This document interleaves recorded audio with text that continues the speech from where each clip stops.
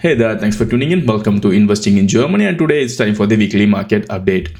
So first thing, we had a lot of actions going on in this week, and this is quite an interesting week to be in. The first, we had the Christian Lagarde from European Central Bank coming out and increasing the interest rate by another 50 basis point.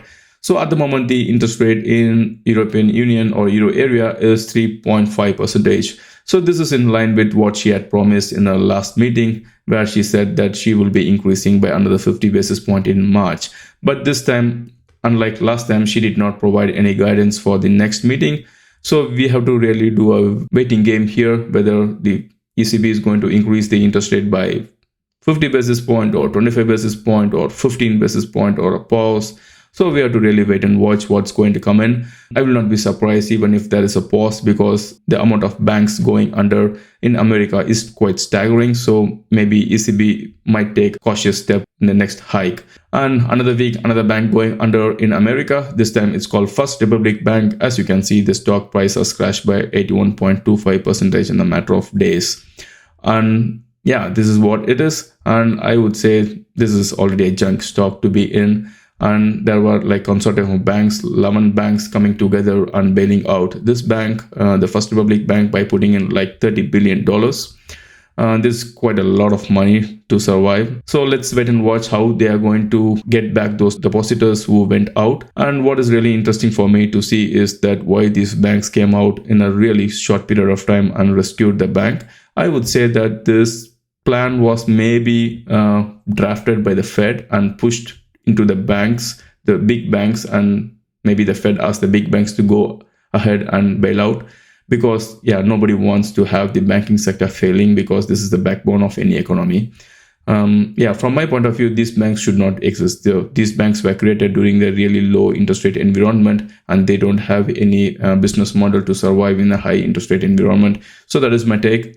And we have to wait and watch how it really progresses. And the Fed is doing what it has been doing in the last decade, nothing but printing money. This time they term in a different names like new FBTFP, where they are putting in like $11 billion in available cash for the banks to come on and pick it up. And let's wait and watch how this is really going to progress in the next months. So what I want to really focus here is the discount window borrowing, which is nothing but the banks has the possibility to go to the Fed and give some collateral like a government bond or some assets and get some money to meet its daily requirement of credits. As you can see here, in 2008, the amount of money borrowed by the banks were around $110 billion. If you see what's happening now is beyond $150 billion, around $153 billion has been tapped into.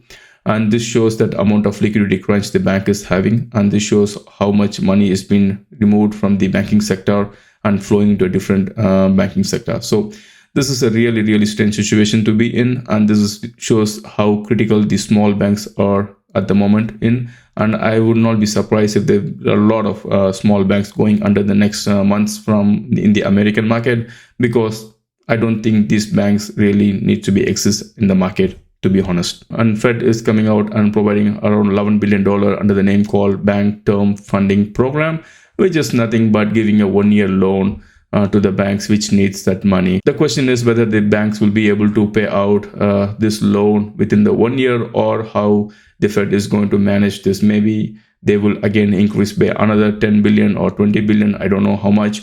I think the Fed will start increasing this available money, which is nothing but printing money out of thin air.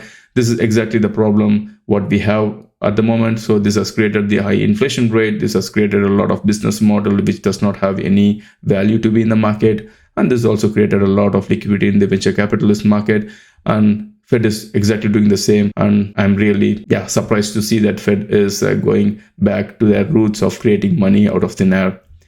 And you can see here the balance sheet of the Fed is also going up, as you can see here. And recently the Fed has been doing the quantitative tightening, which is nothing but opposite of quantitative easing, where they are not printing the money and taking the liquidity out of the market. And you can see that recently again they started increasing. In other words, they started printing the money. So let's wait and watch how it really progresses into the stock market, because if it goes like this, the stock market again will go into a highly bubble area, again extending the period of high inflation rate. So this is something not anybody wants, but this is what the Fed is currently doing. And the banking issue is not only limited to the America. You can see here the Credit Suisse in Switzerland is also gone under, and this has been bailed out by the Swiss National Bank. And now there is a news going on that the UBS is exploring to purchase the Credit Suisse, or at least merge with the Credit Suisse. We have to really wait and watch how it really progresses, and I'm really surprised here to see that the National Bank is going and bailing out the Credit Suisse, which has a really bad reputation in risk management, bad reputation in money allocation, and so on.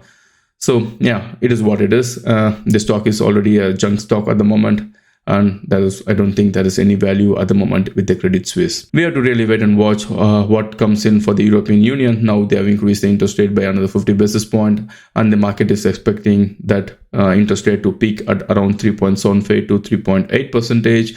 And if it goes there, we have to see how many banks are going to go under, maybe in Greece or in Spain or Italy. I'm really curious to see there ECB is going to react when any of the European banks go under. German Chancellor Mr. Scholz is still on the international trip, and this time he is in Japan talking about the defense for supporting the Ukraine against Russia, and also talking about the diversification of the raw material sourcing. So this is really good news to see, and this is unlike America, where America is pushing China to a corner, but Germany is not pushing China to a corner. Germany is still saying the message that China is their partner, and at the same time they are going ahead into different economies, different market around the world, and diversifying their supply chain. This is really good news to see. And we have Mark Zuckerberg from Meta. So Meta is my second largest position in my portfolio, and came out and said that he is going to lay off another 10,000 jobs and cancel 5,000 new job openings. So which means 15,000 job is going out of the market. This is something interesting to see. I think he's going into a lean to the core more. I think it's really good, nice as an investor to see, because at the moment advertising market is a cyclical market, and during the downturn at the moment when the banks are going under, I believe the advertising market will be going really into a tight situation, and Mark Zuckerberg is already seeing this, and therefore is reducing the expense to maintain the margin. So I think this is a really good news from an investor point of view. And Meta is also bringing on Meta Verified, this blue tick mark, into their portfolio in America. And for some reason, the market did not really like it, and the stock crashed by 3%. I don't know why. I have to go and have a research on that, but I think it's a really good to see, because it creates a free cash flow without doing much of a work. Let's wait and see what is the beef there. And finally, the Meta is also now pushing towards the AI, not anymore in metaverse. I think Mark Zuckerberg understood what Wall Street is expecting from Meta, and therefore I can see here that he is putting aside the metaverse and really focusing on the AI, which is now a hot cake. We have Google, we have Microsoft really going ahead there with the ChatGPT and so on. I think Meta is also want to go in this direction so that it gains some trust in the Wall Street, and therefore the stock price will be reflecting on that. And stock price is already reflecting, is already double from its lows in the recent months. So this shows that Mark Zuckerberg is really pushing ahead and wanting the Wall Street's investors to cover it. And finally, YouTube opens up YouTube for Donald Trump. So I'm really excited about this, because there'll be a lot of fun videos coming in, maybe probably from Donald Trump. Let's wait and watch over there. That's it. Thanks for watching. See you in the next video.